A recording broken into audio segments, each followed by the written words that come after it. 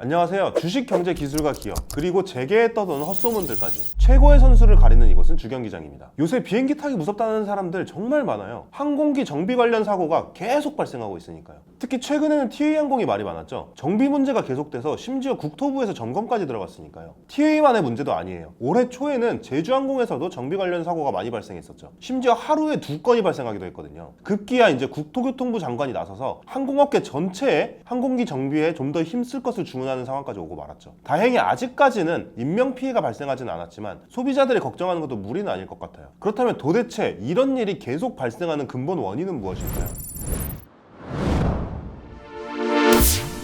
물론 굉장히 복합적인 원인들 때문이겠지만 그 근본을 파고들면 저는 결국 항공사들의 무한 확장 기조가 부메랑으로 돌아오고 있다고 봐요. 항공업계는 대표적으로 규모의 경제가 작용하는 업계죠. 항공사의 규모가 클수록 운영한 노선이 많을수록 비용 통제가 쉬워져서 항공사 전체의 수익성은 올라가기 쉬운 구조거든요. 그러다 보니 항공사들은 유독 덩치 경쟁을 하는 경우가 많고, 특히 경쟁사가 많은 LCC들은 이런 덩치 경쟁에 유달리 더 힘쓰는 경향이 있어요. 실제로 네이버에 한번 LCC 덩치 키우는 이런 식으로 검색해보시면 확 감이 오실 거예요. 문제는 그런 덩치 경쟁 속에서 내실이 실종되고 있다는 거죠. 예를 들어 이번 오사카행 항공기 지연 사고와 밀접하게 관련돼 있는 TA항공의 자그레브행 노선을 볼게요. TA항공은 LCC 가운데 선제적으로 유럽, 호주 등 장거리 노선 확장에 뛰어들었어요. 그런데 장거리 노선을 가려면 장거리를 날아갈 수 있는 비행기가 필요하잖아요. 그래서 TA항공이 2022년에 무려 3대를 연속으로 도입한 비행기가 바로 에어버스의 A330-300입니다. 그런데 사실 이 항공기가 새 항공기를 가져오려면 좀 빡세요. 일단 보잉이나 에어버스한테 야 항공기 만들어줘 이렇게 한다고 뚝딱 나오는 게 아니고요. 지금 주문도 엄청 밀려 있거든요. 그래서 보통 항공기를 빠르게 도입하려고 할 때는 중고 항공기를 많이 도입해요. 이 A330-300도 그랬죠. 문제는 이 항공기들이 전부 다 16살짜리였다는 거예요. 일반적으로 항공기의 퇴역 연령을 20살 정도로 보거든요. 그러니까 퇴역 연령에 상당히 가까운 항공기들을 급하게 도입한 셈이죠. 물론 정비만 확실하게 한다면 절대 문제될 게 없어요. 16살이라고 하니까 많아 보이지만 반대로 본다면 아직 4년 넘게 더 쓸 수 있는 항공기인 거잖아요. 그런데 모든 건 결과가 말해주죠. 계속 이렇게 문제가 발생하는 건 결국 그 정비가 제대로 돌아가지 않았다는 얘기거든요. TA항공의 오사카행 지연 사고의 주인공 항공기가 원래 자그레브에 투입하기로 돼 있던 항공기라고 하잖아요. 원래 LCC는 단거리 노선 위주로 돌아가요. 그런데 아시아나항공과 대한항공이 통합을 시도하면서 대한항공이 원래 보유하고 있던 장거리 노선 운수권 몇 개를 반납했고, 그 운수권을 잡는 LCC들이 나타나기 시작했어요. LCC로서는 장거리 노선 확대를 위한 최적의 기회를 잡은 셈이죠. 그러니까 이미 단거리 노선이 포화 상태인 상황에서 LCC들이 사업 확장을 위해 장거리 노선에 뛰어들고 있는데, 장거리 노선에 적합한 항공기는 부족한 상태에서 무리하게 확장을 하려다 보니 정비에 투자할 수 있는 시간과 인력이 적어지고, 그러다 보니 이런 사고가 발생하고 있다는 지적이 나오는 거죠. 물론 공격적인 확장 경영이 무조건 나쁜 건 아니에요. 특히 항공업계에서는 매우 효율적인 전략이기도 하고요. 내가 축구 감독인데 수비수가 부족한 상황에서 공격수만 계속 늘려서 공격에 나서면 반드시 후방에서는 문제가 발생할 수밖에 없잖아요. 역습 한 번 당하면 바로 골 먹히는 거거든요. 공격적 확장 뒤에는 반드시 내실이 따라와야 한다는 걸 잊으면 안 될 것 같습니다. 주경기장 항공업계 편 후반전은 여기까지입니다. 지금까지